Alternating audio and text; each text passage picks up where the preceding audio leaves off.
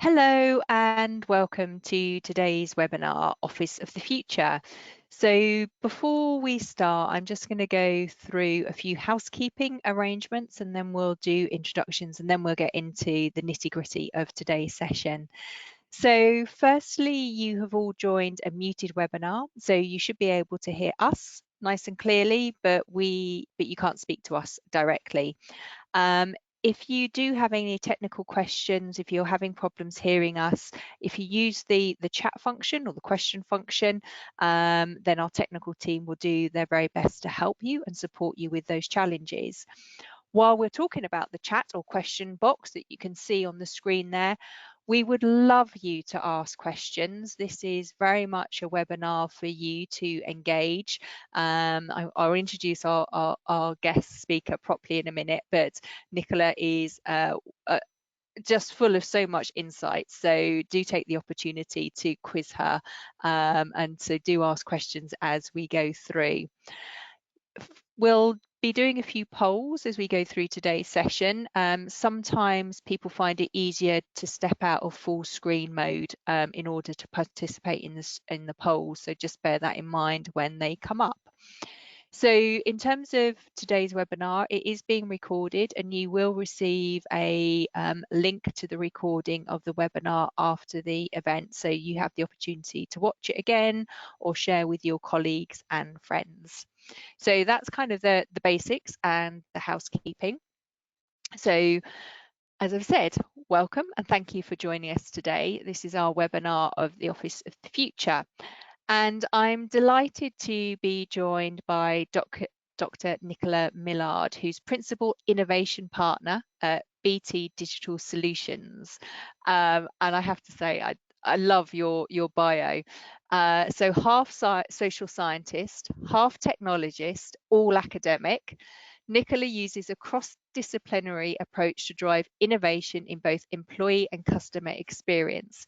In her long and varied career with BT, she was part of the first application of AI into BT's call centres, BT's first experiments with home working, and she also helped develop a new way of measuring customer experience, NetEasy, for the company. With a PhD from Lancaster University, Nicola is a regular presenter at conferences and keynote sessions, as well as making appearances on radio and TV. Have I missed anything? I'm exhausted just listening to you there. I think that was pretty extensive. Wonderful. So thank you ever so much for joining us. And for those of you who maybe have not met me before, I'm Kate Field. I'm Global Head of Health, Safety and Wellbeing at BSI. And my role is to do this sort of thing, which is fantastic, which is help spread the knowledge in all things around best practice in terms of health, safety and well-being. And as I say, this year we're kind of having a future series and looking at some of the challenges now, but also what that might mean for the future. So if we kind of frame today's webinar, the office has been a staple of many people's working lives for years. But is it perhaps going through and undergoing a radical evolution?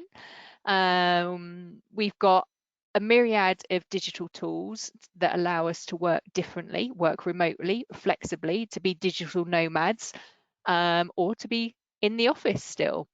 And I think the expectations of workforce have changed, and particularly since COVID, which we'll, I'm sure, dig into a little bit more. And some organisations are taking the opportunity to radically reassess the way they work and the technology and the space they use. And I think some organisations are really maybe struggling to understand what it all means, and they kind of want to stay where they are because that's what they're comfortable with. So over the course of kind of this webinar, we're going to try our best to unpick some of those topics. And you can see that we're going to kind of cover quite a lot. Optimistic as always with my webinars, because I want to share as much knowledge and information with you as possible. So we're going to kind of look at what maybe our career life cycle looks like now. We're going to talk about productivity. I think particularly with hybrid working, lots of concerns about whether people are productive, particularly if they're not in the office. So how do we measure it? What does it look like? Should we be thinking about it in a different way? The challenge around digital burnout, meeting fatigue, all the things that we've probably all experienced to greater or lesser extents. How do we create places where people actually want to be? So if we do want to get them into the office, what does that need to be, and how does it need to be designed? If we do we need to use the technology in a different way, and what does it all mean in terms of culture and well-being? So that's what we're aiming to cover. Are you ready, Nicola? Wow, yes, let's go. Great.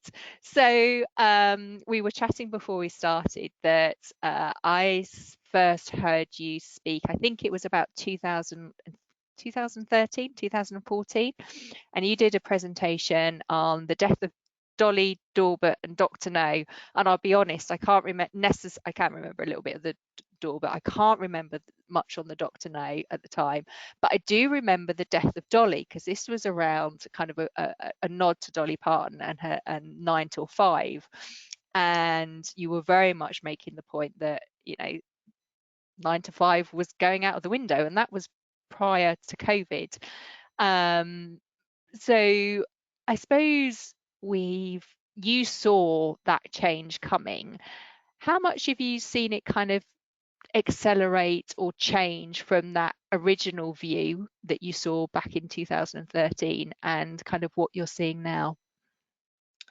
I mean, the indicators in 2013, a lot of the death of Dolly, as we like to call it, of course, she's not dead. I'm a huge Dolly fan. That's why I put her in presentations, because frankly, she's awesome. But that 9 to 5 had been fading for a while, and that wasn't anything to do with being in an office or not. That was more to do with the fact that we have our lovely little devices that are always connected and always on us, and they're like screaming children, aren't they? So they demand our attention all the time, and that we'd observed was effectively tethering people back to their work, regardless of whether they were in an office or at home. So we were sort of looking at that blurring of the boundaries, largely because technology was blurring that for us. And obviously home working had been around for a long time. I keep saying that our first experiments in home working back in 1992, it was our first home working experiment in BT. It was one of my first jobs in BT, actually, which is obviously I was only 6 at the time, but slightly betrays my age, truthfully. We did it was an experiment. We did it up in Inverness. Oddly enough, we called it the Inverness experiment because we're original like that. And we worked volunteers from home for a whole year. So partially it was a technology trial. Would the technology support it? Because obviously, that's interesting for a tech company like BT. I was just a very small cog in the wheel in terms of the psychological monitoring as well, because we weren't entirely sure whether people would go slightly insane during a whole year of working from home, because people hadn't done it for a year really in that kind of circumstance before. So we had to put a lot of thinking around how we set people up. We probably over-engineered it. I do remember we we actually made some desks. I'm based in Ipswich at our main research and innovation headquarters, and we had some of our researchers actually build bespoke desks, which we then shipped up to Scotland, and then rapidly discovered that Scottish doorways are slightly smaller than we'd anticipated. So we had to try and sort of maneuver them in. That was it in itself a bit of an experiment, but I mean, what we found, and it was weird, I dug out quite a lot of that research just before the pandemic started. I wasn't aware we were going to have one, by the way, but because my crystal ball is broken. Actually, what we saw then actually generally paralleled what we saw during lockdowns, when suddenly we had to lift and shift and work from home. There were a few differences. I think the first thing is that generally prior to the pandemic, we work from home as a volunteer rather than we'd actually said that we wanted to, whereas everyone kind of got locked down and there wasn't a lot of choice. And now we're emerging into an era of choice again. And some people had a taster of what they hadn't had before. Some people had already been working from home. So I keep saying the cat's kind of out of the bag. It worked for the 50% of knowledge workers that could do it, and obviously acknowledging that there's 50% of workers that are frontline workers who don't have that much choice in terms of the place that they work, but for the 50% of knowledge workers, the evidence on the data shows it worked for about 70% of people. It really didn't for about 30. That 30 does tend to skew younger. Then there were lots of reasons for that. Things like, well, they're in shared houses, they're sharing space and bandwidth. They don't necessarily have the, I call them communities of coping, but they're effectively the support networks that are often built. If you've been in a company for a long time, you get to know people, and this applies to both younger people and also new joiners. So those networks are a little bit harder to develop, but not impossible, through purely digital means. So the voluntary choice piece, I think, was different. But of course, the big difference from the 90s to today was the technology. We literally had to dig up people's front gardens in order to get a big enough pipe into their house back in the 90s, because we didn't have what I call the holy trinity of technologies that kind of really enabled us to rapidly deploy home working in this remarkable circumstance that we were facing in the pandemic. Those trilogy of remarkable technologies are, of course, connectivity, collaboration tools, and the cloud. So we don't have to dig people's front gardens up anymore. By the way, that cost around about £10,000 a seat, so you can see why probably it didn't take off in the 90s. Wow. But So desks that didn't fit, and you dug up people's gardens. Wow. Okay. yeah, we did have to do that. So it, as I said, in that experiment, obviously that those three technologies have been maturing for a while, and they've been around for a while. And certainly we were seeing prior to the pandemic, you know, home working was still there. It maybe wasn't. I was slightly frustrated that it wasn't maybe as mainstream as it could be. And I think we're now in this real interesting period where we're almost getting a collision between traditional ways of working and new ways of working, and taking some of the learning from the pandemic and trying to adapt to a world where obviously hybrid is the big word.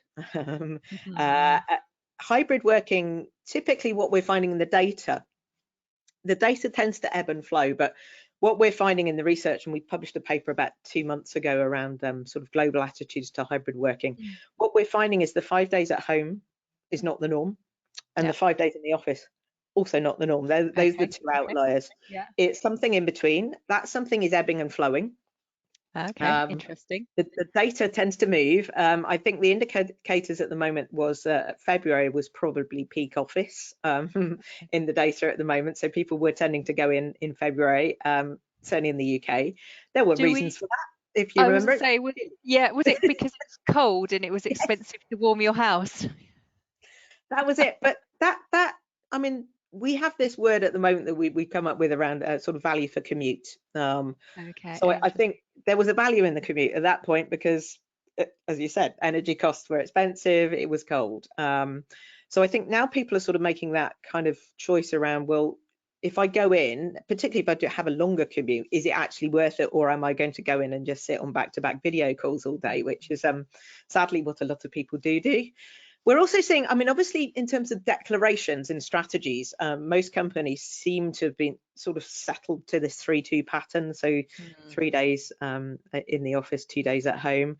That pattern tends to be, if you're given a choice, that Tuesdays, Wednesdays, and Thursdays. I'm not going to abbreviate that one because it's slow. No, don't. I don't. I heard that for the first time about a year ago, and I was like, oh. Yeah, well, that's the pattern we're seeing. Again, the data shows us Mondays fairly busy, but not very busy. Fridays fall off a cliff. We can even see that on our mobile data, for example, in the City of London, we can see falls off a cliff on a Friday because very few people are in an office. But then there are lots of debates there. So obviously, firstly, offices are expensive real estate. So they're not working very hard on a Friday. Secondly, obviously, energy costs being what they are still, obviously they have gone down. We know that about 40% of building costs are air conditioning. So on a Friday, are you air conditioning an entire building for the 6 people that actually decide to turn up? So lots of discussions around. It gets turned off. Well, there are discussions around, should we just shut offices on a Friday, or can we it depends how old your buildings are, but can we maybe create hot or cold spots within buildings so that you know, if some people really do want to be in the office, so you know, if they want to come in on a Friday, do we have to heat and cool the whole building, or can we just create these little spots where Yeah. people can go? Obviously, a lot of that is trying to use building data better, to try and understand who's in the building, what are they doing, where are they, can we maybe intelligently signpost them to places where they might be able to fulfill what they need to do. So I think there's a lot of debate, firstly around when you should be in the office, because again, Tuesdays, the evidence is everyone's in on a Tuesday. If you've downsized your real estate, that's a real problem. Yeah. Someone sent a photo around the other day that made me laugh, because people just couldn't find desks. So there were lots of people sort of lined up with their mobile phones, literally just standing wherever they could find a space in the office because there was Oh, no wow. room, which is not Crazy. desirable either.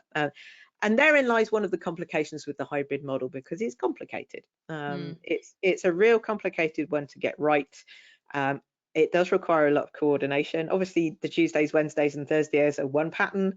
We've got the potatoes, possibly on Tuesdays and Thursdays only. We've got the Uh, Wednesdays plus oneers. The thing is, one size doesn't really fit all here. And that, that's it. again, is one of the dilemmas of the hybrid model, because, well, I'm not going to single out HR, but I am. But HR kind of find it very easy to say, well, we just have a standard contract, and everyone can have that contract. And we know that those sort of one size fits all things don't necessarily fit everybody. So Mhm. it does come down to who am I, what's my personal individual dynamic in terms of how I work, what's the dynamic with the rest of my team, Yeah. and also what tasks are better done co-located and what tasks are better not. Oh, well, So, yeah, yeah. therein lies a So, big debate as well. I think we'll start to unpick kind of the way we work and kind of the job design in a little bit. I mean, I think, you know, you've given a great overview in terms of kind of where we were and where we've got to and what's going on at the moment. Is your sense that kind of this pattern, and we'll stick to the word hybrid, do you think it's here to stay for the majority of organizations? Is it embedded enough? Because, you know, we're still getting some tensions and some pushback, and we'll come on to the question about kind of culture, but we'll do that at the end because we might address kind of some of the solutions to that. I mean, what's your gut feeling? Because I kind of I get really excited and then I get really nervous about this because I was very much the same as you. I was really disappointed that we hadn't gone on this journey sooner. You know, I'd actually been working to some extent flexibly in terms of my location for, you know, a number of years and decades. Yeah, and obviously I was 3 when I started. Uh, and I, you know, I was always found it hugely frustrating, and it's been interesting watching kind of the debate, and then the challenge and the push one side and then the other, and how it's flexing. So what's your gut feeling about where it's going to go, knowing that your crystal ball is broken? So it's a bit of an unfair question. I appreciate that. I mean, my feeling firstly is when you look at the reasons, and again, the research that we've done is showing us that the reasons to do hybrid there are a number. The primary driver, though, is talent. So I Okay. think one of the things that we find from all sorts of pieces of research, when you look at what employees value from their work, there are a few things that come out. Obviously, pay is one, but it's not the be all and end all. I think the key that we're finding at the moment is people want flexibility, they want purpose, they want autonomy, they want trust. Mm. Those are the components. Actually, regardless of whether you're a frontline worker or a knowledge worker, those are components that everyone is kind of looking for in terms of their jobs. So I think in terms of that flexibility piece, we can see evidence. For example, LinkedIn did some fabulous research a while back showing that jobs that were advertised on the platform that had hybrid or flexible as part of the job description were getting about 40% more applicants.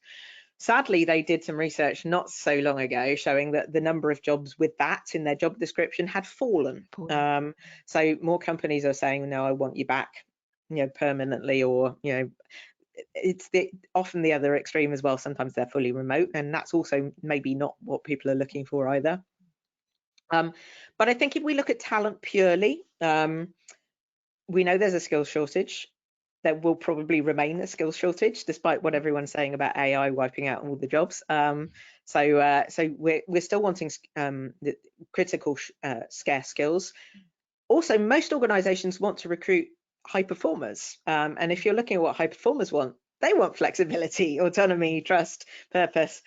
So you need to give that kind of environment for high performers to firstly be attracted to your organization, but obviously retention's a big one as well, because the evidence at the moment around things like productivity, and we can debate about whether we're measuring the right things, but one of the obvious things around productivity is if you can retain someone in a job and get them very skilled at that job and keep them, actually they're going to be more productive. If they churn, you then have to go to the expense of recruiting and then training them back up to that level. So in some senses, hidden within the productivity figures are probably things like the destruction that churn and lack of retention have on organizations as well. So I think that there are all sorts of things that are largely being driven by that talent piece. There are other things, obviously, things like, well, what makes this an attractive work environment? To be honest, some of my frustrations around the hybrid discussion is it does tend to come down to how many days should I be in an office, and that's the wrong question.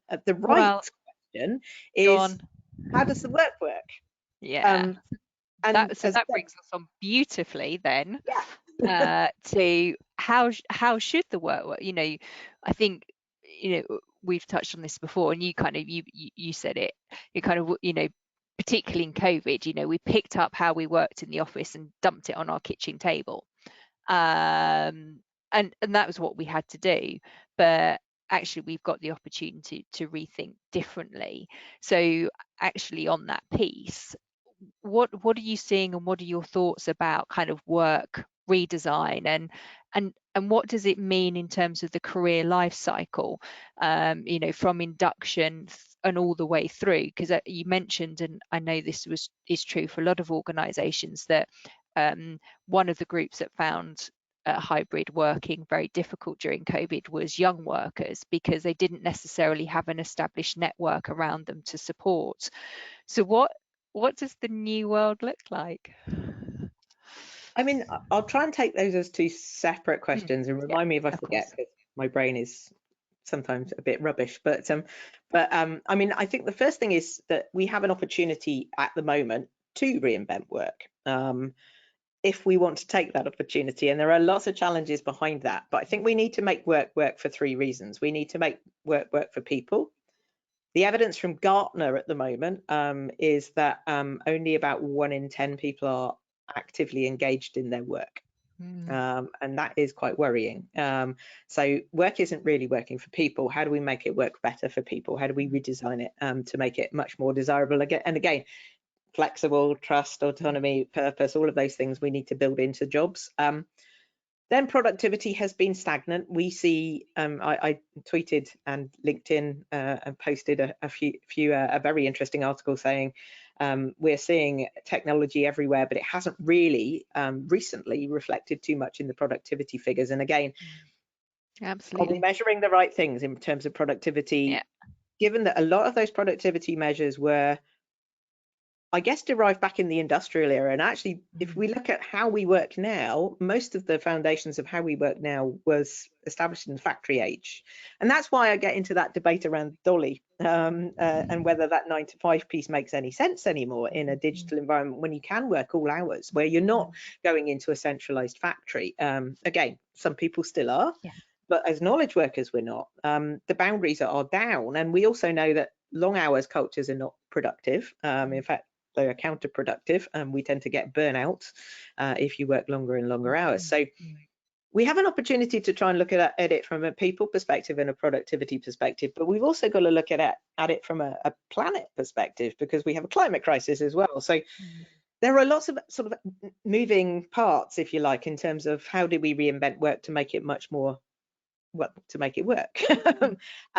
I mean, there's lots of healthy debates out there. Obviously, one of the highest profile ones was the 4-day work week discussion.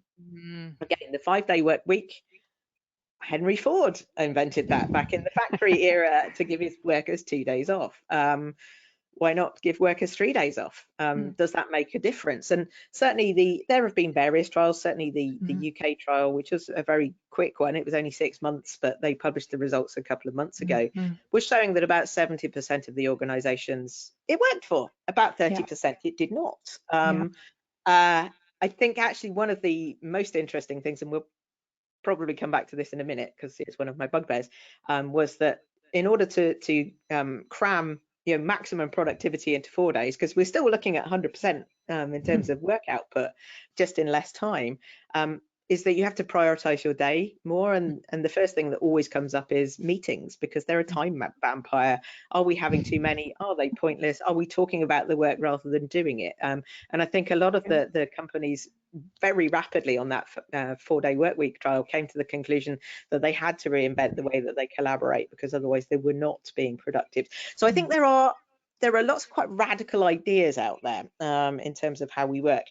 In terms of that sort of work life cycle, I mean, there are lots of things driving, I guess, some of the thinking. We're not in a traditional sort of working environment anymore. I think there was always an expectation that we'd front load education. We get our education when we were young.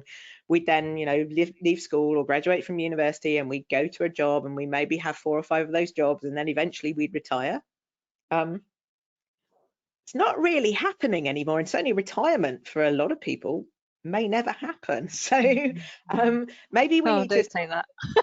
I know, it's quite depressing. I'm hoping it will.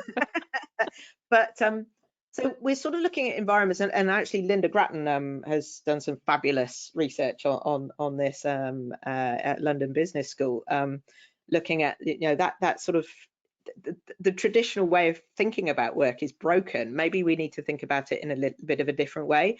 I think symptomatic of that is the difficulty in keeping over 50s in the work at the moment. So does a work pattern fit somebody who is over 50, who's I mean I am, but you often you're sandwiched between caring for younger people and older people. You've got lots of demands on your time, a complex life. Do you want to work a 5-day week, 9 to 5? Do you want to commute? Sometimes over 50s are just going, well, no, either I can't do it, or I won't. I don't want to do it. And I think it's all about, well, okay, we can't just design work for younger people. Admittedly, we do need to think about younger people's needs as well. Yeah. And we also need to think about diversity and inclusion. For example, I've been doing quite a lot on neurodivergence recently. So I hadn't really appreciated quite how much damage the commute can cause Yeah, for someone huge, who's really significant. Yeah. for someone who's autistic, for example. If the bus is late, the train's late, it's crowded, it's noisy, by the time they get to an office, they're exhausted. Then offices are often bright and noisy, and that's great for people who are extroverted.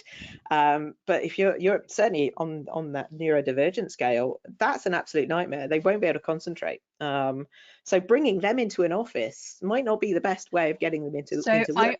I'm going to stop on the kind of how we design the space, because we're definitely going to come back onto that. And I think BSI published a PAS on designing for neurodiversity earlier this year. Absolutely fascinating. So we'll definitely come back to that, and the kind of the inclusivity piece as well.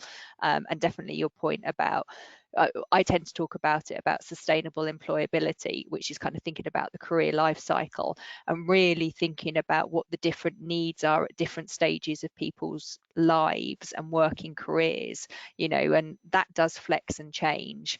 And again, BSI literally yesterday have just published a report called the Second Class Ceiling, which is looking at the challenge of particularly keeping older women in the workforce. So we're definitely going to cycle back to that. I suppose thinking about, and it is a very shifting dynamic at the moment, are you seeing any examples of any organizations that are doing something really different that's really working, actual practical examples? See, Or is this it is too early? it's a difficult one to answer. There are lots of people doing lots of really interesting things. I think it is probably too early at the moment to see, what the best practices are. And I also tend to comment that all businesses are different. So they have different people, different dynamics, different ways of working. It's very hard, for example, a building contractor to say everyone can work from home, because there are lots of people that can't. They are actually, well, you can't really build a house from home, but unless you're building your own house. But I keep saying, in terms of that hybridity piece, hybrid can potentially be both place and time. So if you can't flex place, can you flex time? And I think one or two, there was one, I can't remember which building company it was, but they were looking to attract more women into the workforce. So they were looking at flexi time, they were looking at job shares, they were looking at time bartering, to just try and attract people that can't necessarily work in that standard Yeah. Dolly Parton 9 to 5 Monday to Friday. So I think we can be creative, to, particularly given we do have a skills shortage. Where are those skills, and why potentially can't we get them back into the workforce if they exist in the first place?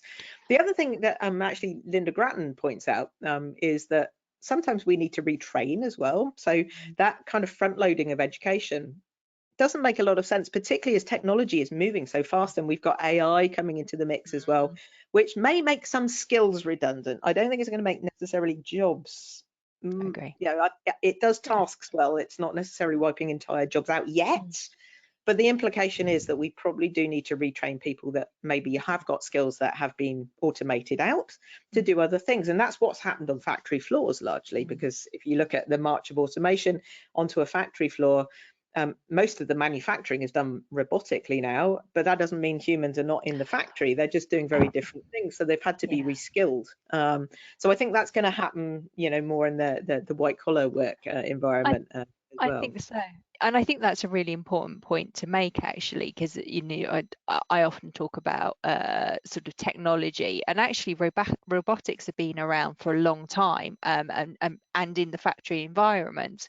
And you're absolutely right. They haven't replaced jobs; they've just changed the way that we've worked, and actually, I would say overall made it a better environment. So I think, yeah, I'm sure we'll come back to the AI, but actually it'd be a really nice opportunity to hear from our audience with our first poll, and what our audience think in terms of this question around sort of career life cycle. So love to hear from our audience. Would you agree that the traditional linear career path is becoming outdated, and that individuals will have more diversity in terms of the way they work?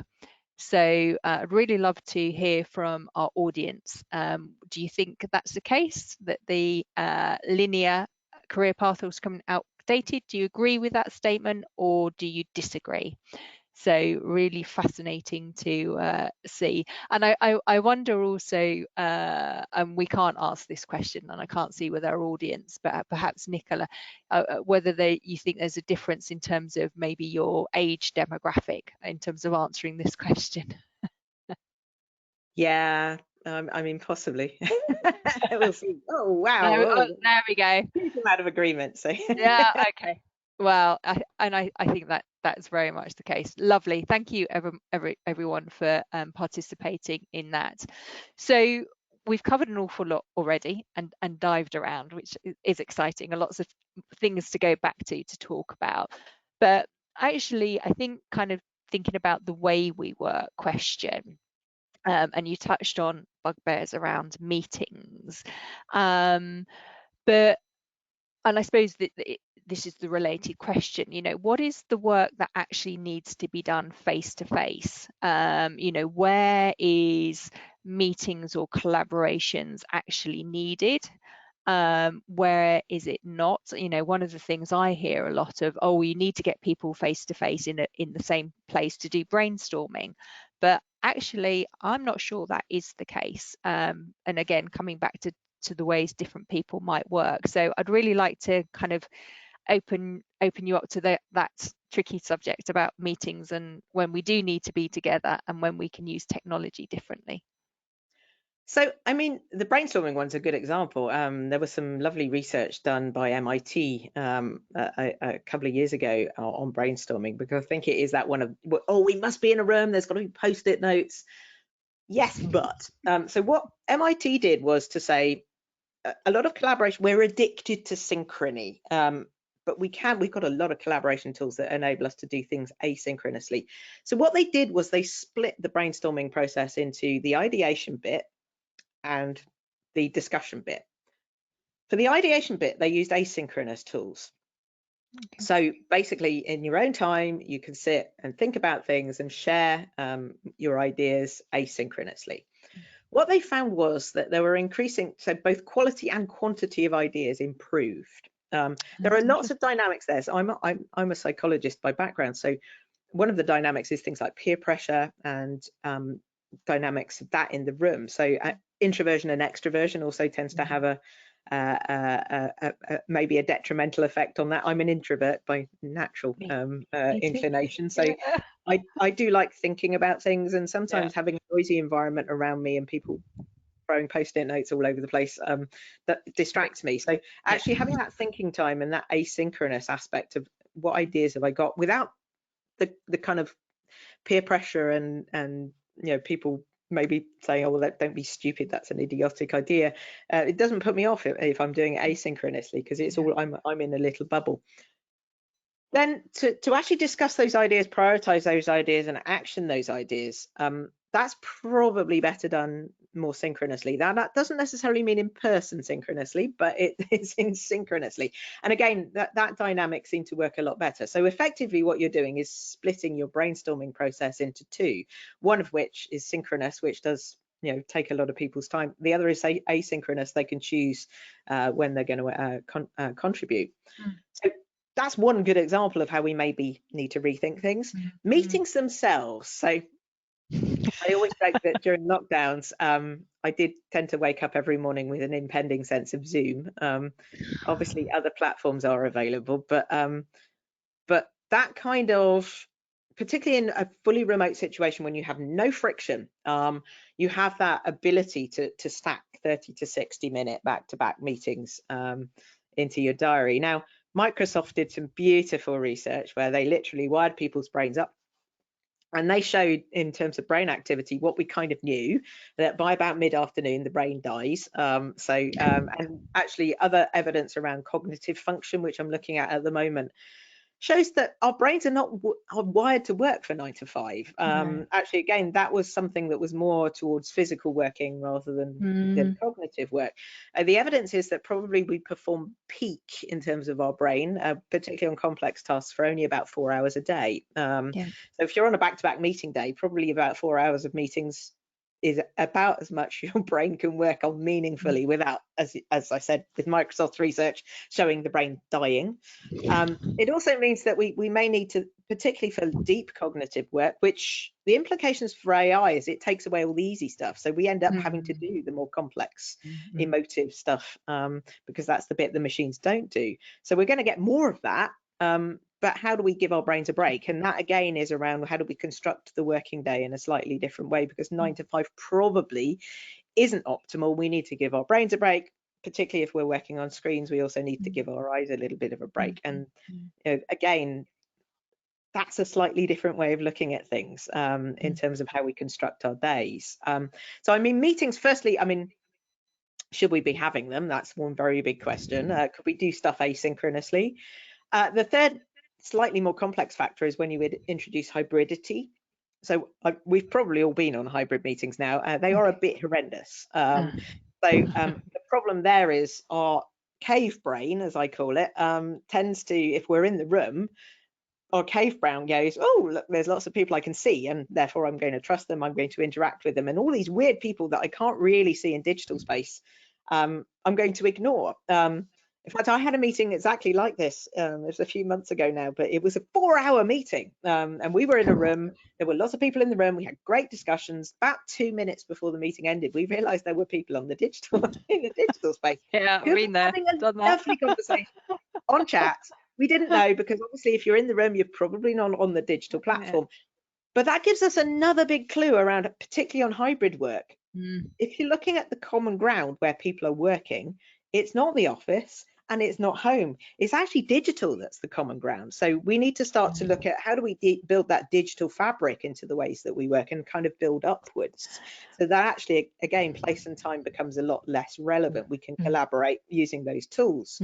But our cave brain will tell us that we should be meeting physically, because actually it is we know how to do it. We don't know how to do it in digital space yet. We're still trying to figure that out. Learning. And technology is still trying to catch up as well. To be honest, we haven't got the technology solutions right either. Well, okay, well that was kind of be the question I was going to ask, and you touched on it a little bit there, is how do we need to use, I suppose, the technology that we've got available now, perhaps more effectively, and I suppose what technology do you think needs to come, or perhaps is maybe coming down, which might make it easier? Dare I mention, VR and the metaverse? Yeah, absolutely. So, I mean, I think if you look at the technology we have, and I call this pre-pandemic meeting room technology because it's state of the art, but it's not quite what's going on now. But most meeting rooms at the moment usually have a camera at the end. The good ones have microphones all around, so you can pick up who's talking. And obviously the camera tends to, it depends, if you've got multiple cameras, you can zoom in on people that are talking. So it gives people a little bit of an experience if they're coming in remotely. The worst solutions at the moment are just that fixed camera at the end of the room where you've got a tapering table with mini ant people going, and you can't, and they get shrunk to the size of a postage stamp if you're presenting as well. So you can't really see anybody, you can't tell who's in the room, you can't read body language. So immediately, as a person coming in remotely, you're at a disadvantage. The ones with the multiple cameras, obviously they can then zoom in. There are the 360-degree fisheye ones that use AI to identify faces, so they can basically insert faces that are around a physical table into little boxes, so that the people coming in digitally can see who's in the room. They're all in a little box as well. We know that works on fully remote, by the way, so because we learned that during lockdown. It's much more complicated with the room dynamic. There are some snags on that. Certainly, if you've got very sensitive microphones, which we have in quite a number of our meeting rooms, the person that gets zoomed in on is the one making noise. We had crisp the other day. I was going to say it's going to be somebody's eating crisp or an apple. Exactly. Yeah. So we zoom in, crisp, zoom in, crisp. Yeah. Not quite there. So we know that, technology is starting to make a bit of progress. We're starting to think a little bit more dynamically. And yes, the metaverse might come into this. I always say my innovation credentials would get revoked if I didn't mention things like the metaverse and AI. So we'll tick both of them off at some point, I'm sure. But metaverse is an interesting one. I mean, true metaverse, one would question whether we would want to work from a metaverse. Do I want to be in the Matrix or Ready Player One? Probably not. So, I mean, I think metaverse might be quite a long way off, particularly since most of the people that were doing metaverse work now aren't doing metaverse work because it hasn't quite worked. But the baby steps into, and you mentioned VR. VR is an interesting one. I have to say I'm not a fan. I've tried it quite a number of times. That's not to say it doesn't work. For me, I call it vomited reality. So my problem is with the headset on, I tend to get a bit discombobulated, Which and a lot of people do, yeah. Yeah, And it I comes tend back, to we'll come back to inclusivity in design, all the technology you're using, but yeah. Yeah, and actually, again, the research is showing that women are more liable to do that than men. It could be that we don't have enough women developing VR solutions, perhaps, but I think there is a bit of an eye brain thing going on there. Obviously, latency plays a lot in that. So a lot of our VR research in BT, given that we do networks, is around how do we reduce that latency to get, if you're turning your head, there's not a little bit of a fraction of a second delay that probably does cause nausea. It is getting better, But I would also question, if I'm doing a back-to-back meeting day, do I want to be wearing those glasses for 7 hours a day? Probably not. The big problem with me, I live on coffee, so I rapidly discovered wearing those glasses is very difficult to drink coffee. So Oh no, well in that case it's definitely out. Definitely out. yeah. I'm not drinking coffee now because it's the afternoon. But yeah, I mean that's definitely out. And I mean it's interesting you know, and it's often with this technology people don't think about some of the practical implications like being able to drink coffee. But in BSI we moved to sort of what we call sort of hybrid auditing. We'd actually started it before COVID-19, where we were using technology to audit remotely, in simple terms. And we went through a whole phase of trying different, particularly headsets for that. And a lot of them are ergonomically really uncomfortable or really heavy.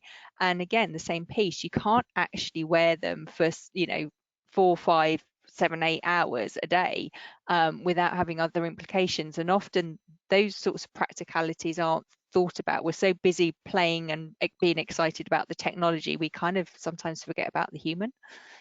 Yeah, and I find glasses are problematic with those headsets as well. I'm not going to completely discount VR, because I think firstly, for training and I simulation, was looking for training, I yeah. think it's incredibly valuable. Particularly, I mean, if you're looking at something extreme like training with the fire brigade, for example. So the fire service, it's probably far preferable to train people in a building that's virtually on fire rather than actually setting a building on fire. Mm-hmm. So there are lots of things that we can do with VR.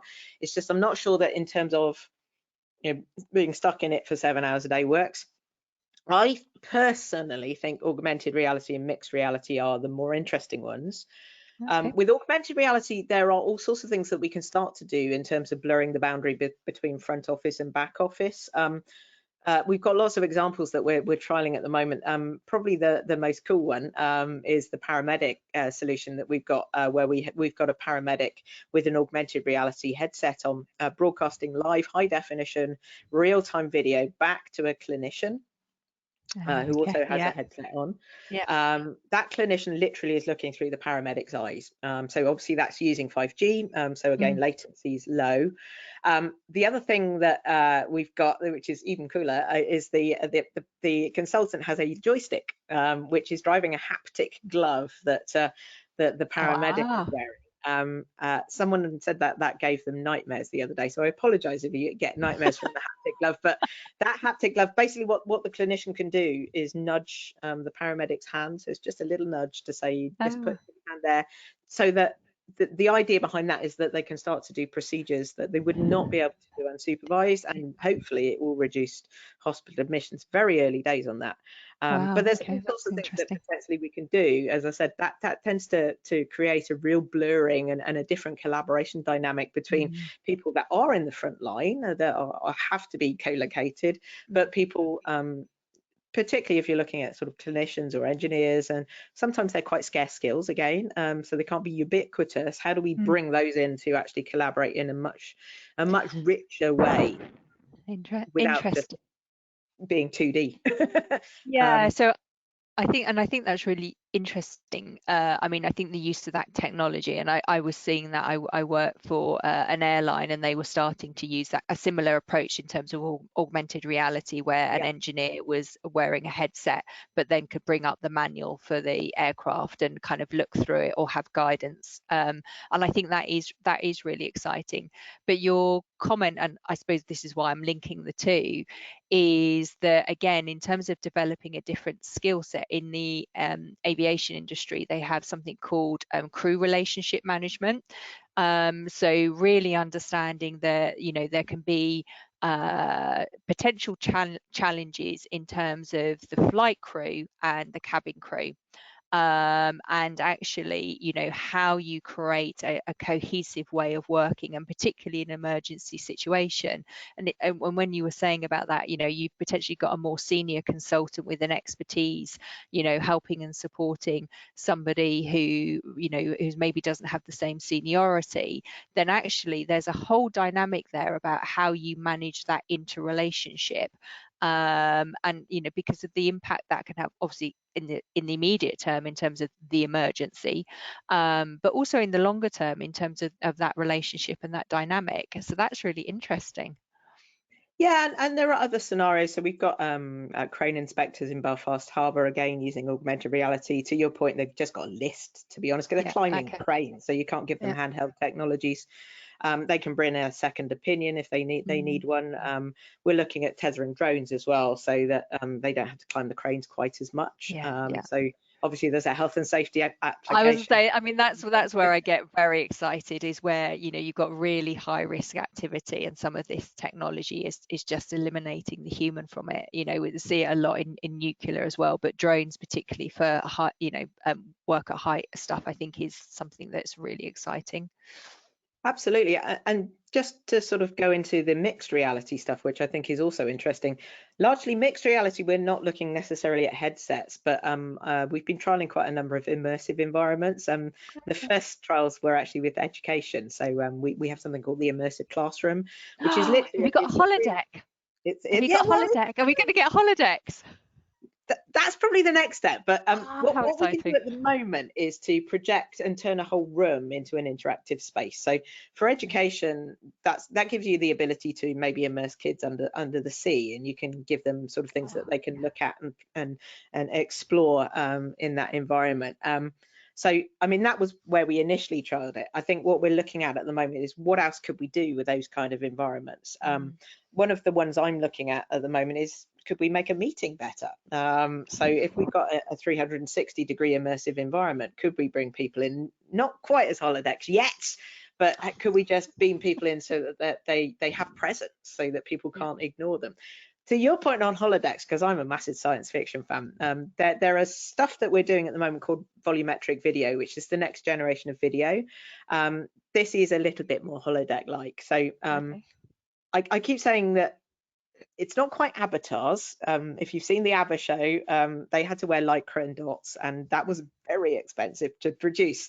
If you want to wear lycra and dots for this, you are fine to do that. But we're actually using multiple cameras. It's a fashion choice. We're using multiple cameras to capture, again, real time, high definition renderings of people, which we could either squirt into a more metaverse type situation as an avatar, if that's where you want to explore. Mm. And again, those kind of environments are being explored as well. Or we've got a very fun solution that if you come to our showcases at Adastral Park, or indeed in our One Bram showcase in London, we have these booths. So they are literally like little teleportation booths, where we can actually render a really realistic three-dimensional hologram of you. So Wow. Okay. that could be the future. I could be, instead of appearing on 2D video, I could at some point be standing on your dining room table as an avatar. I'm a Star Wars fan, so Oh, that's my okay. ambition is to have Danish pastries on my ears going, "Help me, everyone, over my own remote." So I want to do that soon. Okay. Well, that sounds like great fun, and I'm definitely for that. I mean, that brings me to questions around what we're doing with the data, but I'm going to come back to that. So we've talked around kind of the way work life cycles might change, or we might start to need to think differently about that. We've talked about the way different technology can or should be used, or what might be coming to make all of this a little bit easier. But I'd like to come back to kind of the piece around people do still need to and or want to go into a physical space. So what sort of things do organizations need to do to, or be thinking about, to create a space where people actually want to be, and I suppose that touches on maybe some of the well-being or inclusivity aspects, but from a we've taken it out in terms of the technology and got all virtual, so let's bring it back into the physical. What does a good office workspace look like or need to include now? Again, it's very difficult to say one size fits all here, because I even prior to the pandemic, I'd seen office spaces changing, because I think people were coming to the conclusion that you could do work anywhere. It doesn't have to be in the four walls of an office. And then the pandemic kind of drove a bit of a bullet train through that thing, stuff remotely. but as I said, fully remote's quite hard. That's why I think we are seeing much more of a hybrid model coming in. But in the hybrid model, the big question is, well, what's an office for? Mm. The problem with that question is, if I asked everybody on this webinar what they thought an office was for, I'd probably get, a million different definitions. So I think one of the things we're trying to see, I think we're starting to see in office spaces is, firstly, they have to be attractive spaces, but I think secondly, they need to be fairly fluid, because people will be using them at different times for different things. There will be different cycles in terms of, if you're a travel company, you'll have peaks and troughs. If you're retail, you most definitely have peaks and troughs. So the nature of the things that happen in those buildings will ebb and flow. To your point earlier, I think that's a lot to do with how do we use data better in the building. So not just data about energy consumption or CO2 levels. And CO2 levels, by the way, again, on the brain, a room with a lot of CO2 buildup is likely to cause you to sleep. So we know we need to, healthy buildings should have, good CO2 monitoring. Actually for COVID as well, because CO2 buildup is not good for transmission of viruses. So, there are those things around the air we breathe and the environment and what that environment does to us. And obviously there's a whole science behind that. But I think the fundamental question is, well, why are people in the office? Are they actually getting what they need? Can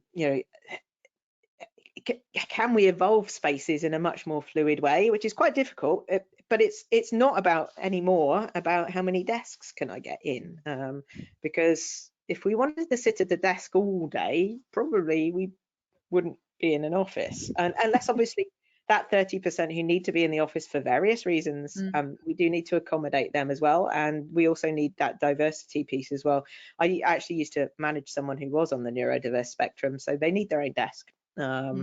They would need to be in an area where it was very quiet, where there wasn't a lot of visual distraction. So, and that, to be honest, I'm an introvert. I like that as well. So if I need to do quiet work, there needs to be somewhere quiet. So we need to remember that. But largely, broadly, offices are for communication, collaboration, and creation of community. Obviously, there are other things that we might need to do in terms of concentrating, so we need areas for that as well. But as I said, we need to start to understand how those buildings are being used better, and that, to be honest, is where things like the Internet Things start to come in. And what data do we need? And also, don't use that data punitively, because I think there has been a rise in surveillance, particularly with remote work. If you're going to use that data to basically figure out are people being productive in the office, it's very difficult. Firstly, what is productivity? Is having a conversation productive? Because actually it probably is, but to some people that's kind of, well, they're not doing work. Well, they are. They're in work. Well, yeah. And to be perfectly honest, a lot of our social ties are built not just on work conversations. It's also that sort of informal, getting to know you type conversation that actually creates much stronger ties. The other one, the bugbear, I have a few bugbears, but one of my big bugbears is, serendipity only can happen in the office. It's all about, coffee point conversations. Well, they're easier to have in the office, but you are restricting yourself to that geography. And also, I'm not sure I have that many. I'm an introvert again. If I'm in a coffee point, unless I really do know that person, I'm not going to make casual conversation. I'm going to be making coffee. So I think just having people squashed together or colliding does not necessarily guarantee that they're going to have a conversation. They tend to need some kind of motivation or purpose in collaborating. Now, there are some technology tools that are being evolved. Certainly, MIT have been looking at some. There was one that they did that I called Tinder for the workplace at one point. It was a bit like that. So what it tried to do was to say, what skills and things are you working on, and can we match you with someone with similar skills or similar interests? And if you swipe right, you could go for a virtual coffee or even a real one if you happen to be co-located. Now, again, introvert, ain't gonna want to do that. So I'm not sure. It's an interesting solution. I'm not sure it's going to work for everybody, and there are lots of other things going on around how do we create collisions in digital space as much as we do in virtual space. And if we want to do serendipity in the office, have we designed the office for collisions? Have we designed that office to actually make it people visible? So that there are all sorts of discussions that I think we're having in terms of evolving that office design. I think so, and I think one of the things that I'm seeing also is just how you make the space more attractive to work in. So, and this is and the reason I mean you mentioned it in terms of neurodiversity, but I mentioned the PAS that we've just done and released on neurodiversity, because what's interesting about that is that, you know, if you're designing for different needs from a neurodiversity point of view, what you tend to want is natural lighting, natural fabrics, the most natural environment that you can create, being conscious about noise, about visual noise as well. But what's really interesting about that is if you approach it that way, actually you're creating a really positive environment for everyone, because actually most people prefer what it's called biophilic, but you know, using natural materials, natural lighting, and actually again that kind of then starts to unlock some of that creativity and make collaboration easier as well, if you're designing in that way rather than white static desks where you don't, you know, with blocked off and you don't talk to everyone.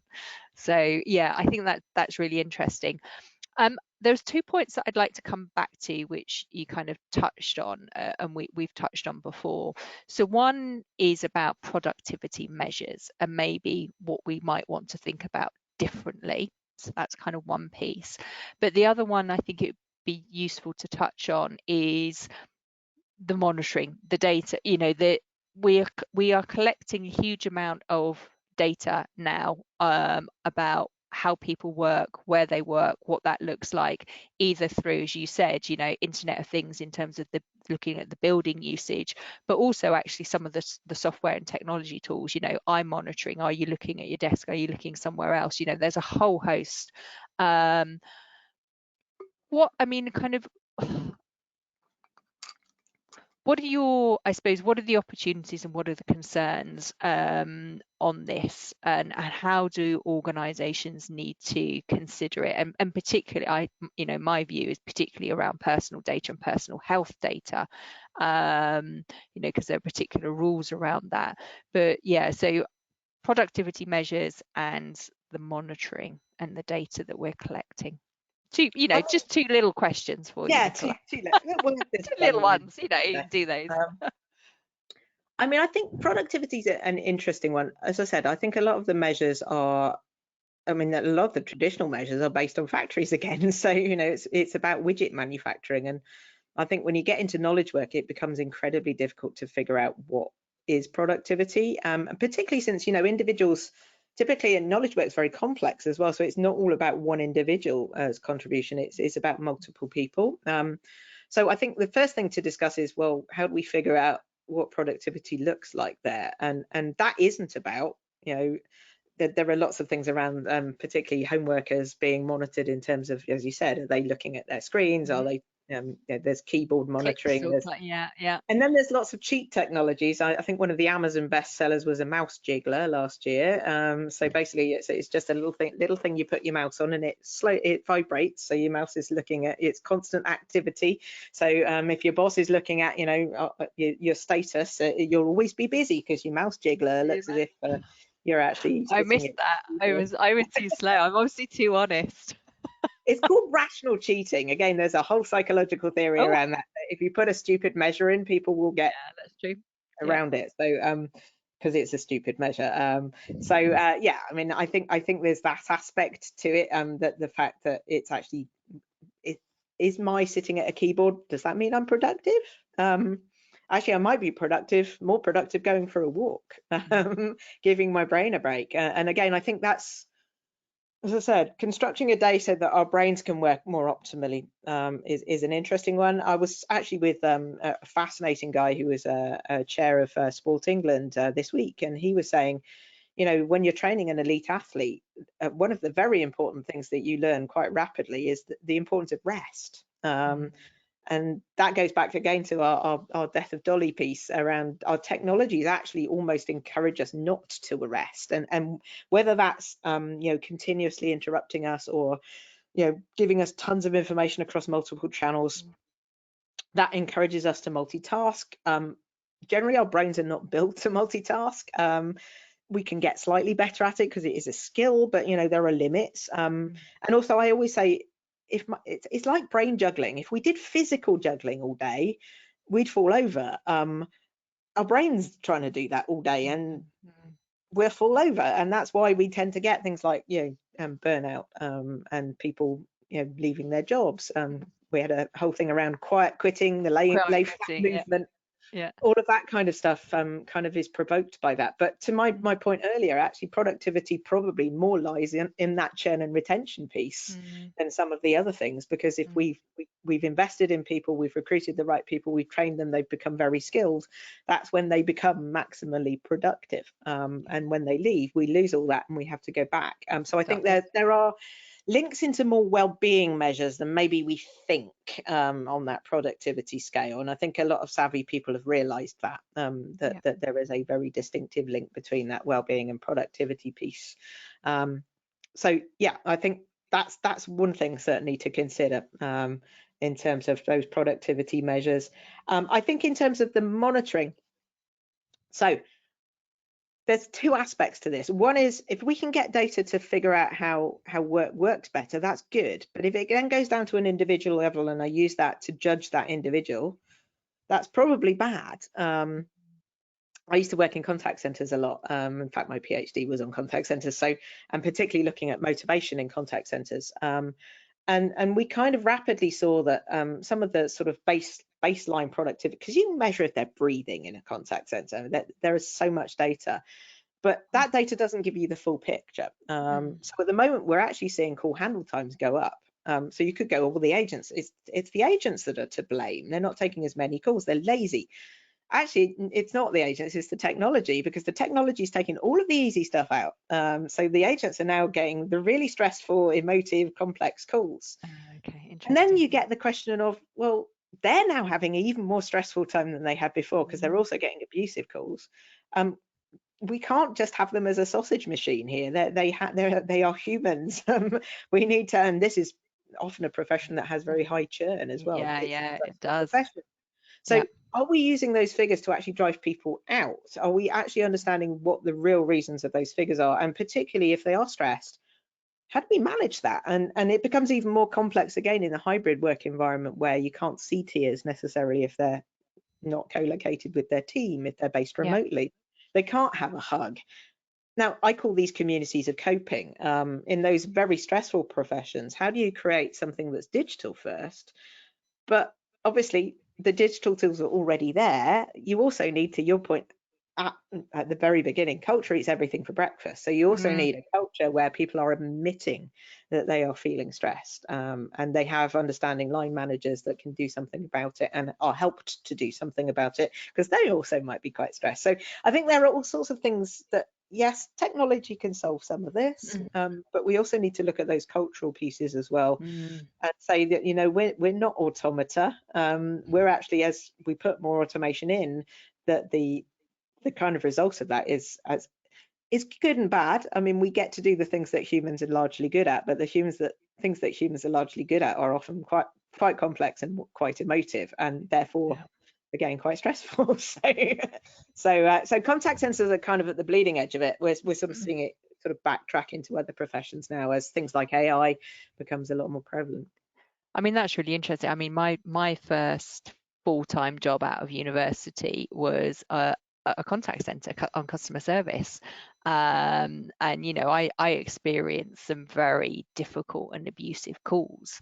And you're right. If I think back to that, if that was all I had to deal with all day, every day, I would have burnt out in seconds, I think. It is very difficult and challenging work.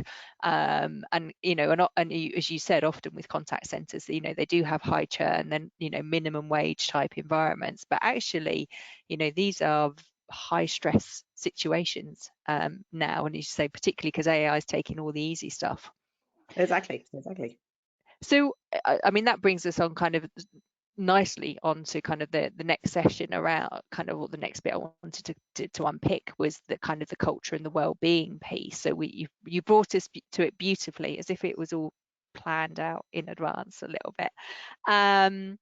So I mean, I obviously have quite a lot of views about this, but this is not about me. So what's your view in terms of what organizations need to do to create that positive environment where people do feel able to, you know, raise their real or virtual hand and say, actually, this is really difficult, or I am struggling at the moment, either because of actually what's going on from the workload, or actually, sometimes, and I think we need to be honest about this, I've got other stuff going on in my life. What's your reflections about what organizations need to do to create that positive culture? I mean, firstly, as I mentioned, I think technology can solve some of the problems, but sometimes intensifies work. And I think I was looking at some of the predictions that futurologists of the past had made, and there was one that I picked up from an engineer in the US whose name currently escapes me because I can't remember any names, including my own sometimes. But he basically said we would all be working a 4-hour day by 2023. Despite the march of automation, which is what he was looking at, Yeah. that doesn't seem to be the reality. Sadly, again, maybe it should be, because our cognitive peak is about 4 hours a day.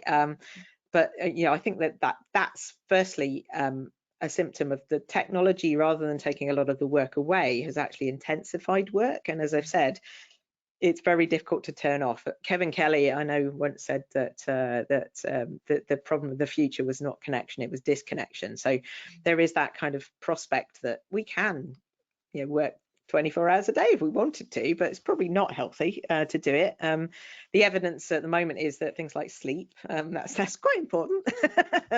Again, for brain function, we need a Yeah, good hugely. night's sleep. And actually, one of the benefits of things like not having a commute frequently is that people tend to sleep a bit better. So there again is another potential win in terms of not making people commute 5 days a week at least.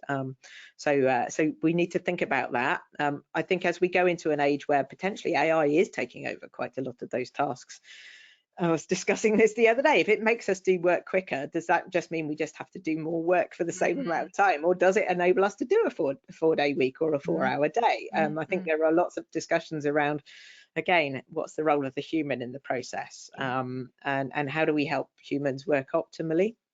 But to your culture point, I mean, I do work with quite a lot of very sort of stressful environments, like policing, for example. That's an interesting one, because within that kind of very stressful environment, there's a dark kind of gallows humor that is used to kind of diffuse situations that certainly it's not so easy if you want to share those digitally, because they could be used, they could leak out. So I think there are some issues around that sort of culture of openness, particularly in very stressful jobs, and healthcare would be another one, where that natural human deflection mechanism is to adopt sometimes weird humor to try and diffuse that situation, to cope. A lot of what I talk about, again, is around communities of coping. I think we inevitably have to look at, well, firstly, the workload piece. Classic psychology will tell you that a job with high demand and low control will Which result goes in us back to stress. the autonomy piece. Yeah. Yeah. So if you can't control demand, how do you maybe enable a little bit more control and choice over how you work, where you work, when you work? And that would include, even, as I said, you could potentially introduce differences in time, rather than necessarily, if you have to come into a physical space, could you introduce elements of I can work different hours, I can be a little bit more flexible in terms of my time. But even, I mean, some of the very old discussions around this, I mean, things like giving bin collection people the ability to define their own routes, things like that actually increases autonomy, increases control, reduces Yeah. burnout. So there are lots of little levers and mechanisms we can give, that actually sometimes automation might take away. If we look at, say, delivery drivers at the moment, they're driven by the automation. They have very little control over their work, and therefore we do end up with quite unhealthy work environments that are entirely digitally driven, but are actually fairly inhumane, Well, and and I drive people to burnout. And I think that's really interesting because we already know that from sort of automation within the manufacturing environment. And I think again we're not necessarily crossing over some of this learning from different environments. And I wanted to flag up because I know we've talked about office of the future and office based and knowledge workers, but we have reflected that not everyone can. And you've given some great examples about how different types of work can be given autonomy, and I just wanted to reflect on one I heard from construction, and it was very similar. So there was a project that needed to be delivered and a timeline that needed to be delivered. The team themselves then had to decide how they were going to deliver that. So the only points they had was, this is the project and this is the timeline, and they decided how they were going to work and deliver that. And actually a lot of what they did was around flexing their hours. And I spoke to one of the people involved, and it was a younger gentleman, and he had a young family, and he said, it's amazing, I can't tell you how incredible this experience has been, because I've been able to take my son to school every day. And I think sometimes, again, we just miss that. And it wasn't difficult. And actually, the project was delivered ahead of time and hugely successfully. So I think sometimes it's just giving people that autonomy, or just thinking a little bit more creatively. It doesn't have to be radically different. Yeah, absolutely, absolutely. I agree. No, that's a great example. Yeah, so I just wanted to kind of reflect on that piece. So that gives us actually a perfect opportunity to ask our last poll for our audience, and give me a chance to see whether we've had any questions. There is still time to ask questions before we wrap up today. So if you've got any questions, do please ask them. So last poll for this session then. In your opinion, is digital burnout primarily caused by the excessive use of technology, or by poor work-life balance? Or is it neither? So really like to hear your thought. And digital burnout. And I think this is one of the things that's interesting, is that we see the increase of work-related stress and burnout, particularly, although there is evidence, as I've mentioned, of it being in sort of other, if you like, more manufacturing environments. We do see it increase as knowledge works increases. I mean, I'm guessing that's something that you've seen reflected, Nicola. And I'm just having a look. And just before you come back to that, so interesting. So you might want to comment on the poll results. I'm not sure Yeah, whether you can see them or not. So we've got 32% think it's digital burnout is the excessive use of technology, and 59% think it's about poor work-life balance, and 9% said neither. So I don't know if you've got any reflections on that poll as well, Nicola. yeah. I mean, also both possibly is the Yeah, yeah, other well, yeah. possibility in that. But I mean, I think in terms of the work-life balance piece, it's been problematic for a while, and I think lockdowns exacerbated it. I know we did get a lot of reports of people saying that they felt that they were living at work rather than working from home.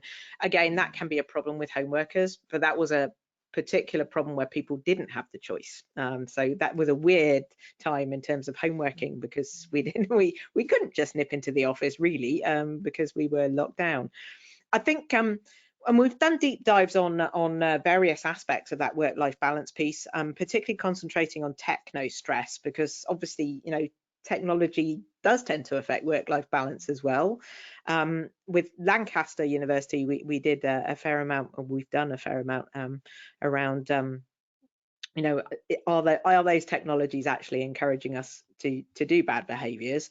And then we did some work with Cambridge, which we published, Cambridge University. We were going to call it the Cambridge Diet, because it's a diet, and it was from Cambridge. Sadly, someone got there So before us. I think that's already taken, isn't it? It's called the Balanced Communication Diet for Business, which is, yeah, slightly more complex to say. But we started to identify, for those people that were finding it very stressful in terms of managing work-life balance, what were the drivers behind that? Mm. And there were three drivers, and I call them the M&Ms. So typically it's meetings, managers, and messages. Mm. So meetings we've already covered. Managers, I think Mm. sometimes managers have for various reasons, don't necessarily have they sometimes do bad behaviors as well. So, I mean, if your manager drops you an email or a message at 2 minutes past midnight, you might feel compelled to respond. I mean, sometimes actually my manager at the moment is global, so he could be anywhere in the world. Time zones can be a bit weird in terms of that 9 to 5. Mm. So you can manage a manager, but I think it is all around, if it's urgent, what's the channel you can get me on, if it's an Yeah. urgent message, because sometimes I just need to concentrate and I need to shut everything down, but this is the one channel and only use it when it's an emergency. So Mm. managing that, and then obviously messages. We've got a bewildering number of tools that we can collaborate with. I think I counted somewhere around 14, 15 different collaboration tools that I use, both official and unofficial. Should I be monitoring all of those at the same time? Probably not. And we've got an additional one, obviously today. I've got an Mm. additional one to monitor, thanks to Yeah. Meta. Yeah. But I haven't even looked. I haven't. Go on. so all of those things can cause stress, but all of those things, if we realize that they are a problem, we can do something about. And that was really where the Cambridge work was trying to tackle some of that, because we know the M&Ms can be, that the sources of some of that work-life balance issue. Mm-hmm. So yeah, technology, I think it's probably both. Technology and Yeah. work-life balance can be slightly problematic when entangled. And I think one of the things that often is raised at this point, so it seems appropriate to ask the question. I think when we're talking about the M&Ms, that seems fairly clear to me that it's a work responsibility. But where does is there a cutoff now, or do we need to be more dynamic about, kind of what's personal responsibility? So our ability to actually turn off our phone or put our phone down and not answer the email versus a kind of a work possibility. In Europe, they've legislated in some countries about, digitally turning off Yeah. brain fog moment. So what's your thoughts about kind of where this responsibility lies in terms of the organizational side of things and the personal responsibility? I mean, the reason we did the Cambridge work was, I think, to a certain extent, this has to be bottom up rather than top down. So, for example, the legislation in France around right to turn off, Yeah. that kind of assumes that we work the 9 to 5, and some Mm, of us don't. Some of us are global. mm, So if I'm working with the US and Australia, I might be working some very strange hours UK time, yeah. particularly if I'm not traveling there, which increasingly I'm refusing to be honest. It's kind of, I love Australia, but 24 hours on a plane to It's do a an long way. one Yeah. hour Yeah. meeting is not going to happen anymore. Again, for the climate as well. But Mm, it means you can work very odd hours. So if it's a top down, the problem is that's kind of a blunt instrument. mm, It mm, does create awareness, mm, but I think it is a blunt instrument. So it kind of, that bottom up approach, I think, getting individuals obviously supported by their mm, organization to identify. yeah. Not everyone gets stressed either. So, some people are perfectly calm and can juggle really well. I wish I was one of them. But, you know, if we can give people the tools to say, okay, well, this is what's causing me stress in association with my employer, can I actually negotiate something that Mm, works for the employer but works for me, because it doesn't burn me out, and for the employer it helps to retain me. I think there probably is a mixture that's required, maybe from government sort of giving some advice rather than solid legislation that between the hours of 9 to 5 you are contactable, but otherwise you're yeah. not, I because mean, it doesn't fit everybody. it doesn't, and I think that's right. And I think, this is one of the things when, you look at psychological health and safety. So you're looking at, what are the work-related causes of poor mental health? So work-related stress, anxiety, burnout. Actually, if you go through that process and, and if you're not sure, there's an international guide called ISO 45003, which gives you a framework for this. You can go through and you can look at what, from a work point of view, is most likely to create particularly mental ill health issues, and then you can address those, so you can actually take responsibility from a work point of view. But there is a whole piece that underlies this, and it is touched on as well in that framework, and also in the World Health and International Labour Organization have just done some guidance about mental health at work. There is a piece about educating individuals and understanding, do they even know what stress is? Do they recognize it in themselves? Do they know how to manage it? I mean, you made the point, different people do have different abilities to cope with different levels of stress, but also that changes over time. And one of, as we're coming back to the kind of one of the pieces we touched on around inclusivity, and the second glass ceiling report that I just mentioned, one of the things that we know, looking at that, so that's looking at particularly for women, and as they get older, the impact that has, and particularly like menopause, we know that one of the impacts of menopause is our cognitive function and our ability to cope with stress. And therefore we need perhaps a different adaptation within the workplace to support us during that period than we might have not done up until then.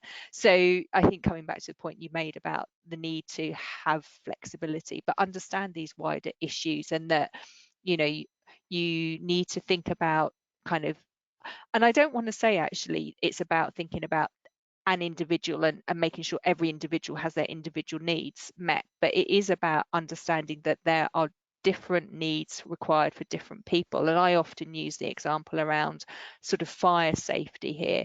An organization will create a fire safety system within their office environment. They'll look at what could cause fire, and then how do they minimize or eliminate it. So you'll put in fire doors, you'll put in fire alarm systems or sprinkler systems, then you'll have fire wardens, and that will look and manage most of the risks for most of the people. But there'll be some people who might need extra support during an evacuation, can't hear the fire alarm, so you need a visual alarm, and therefore you can just tweak what you need to do in those specific circumstances. And I think when we look at the kind of this psychological health or mental well-being point of view, that's what we need to think about. Yeah, definitely. Yeah, no, absolutely. So we're coming up to kind of the end of the session. We've covered a huge amount of information, and I hope our audience have found that really interesting. I know I have. So I suppose if we, and this is, I'm going to ask a really tough question. I always hate this question, so it's a really cheeky question.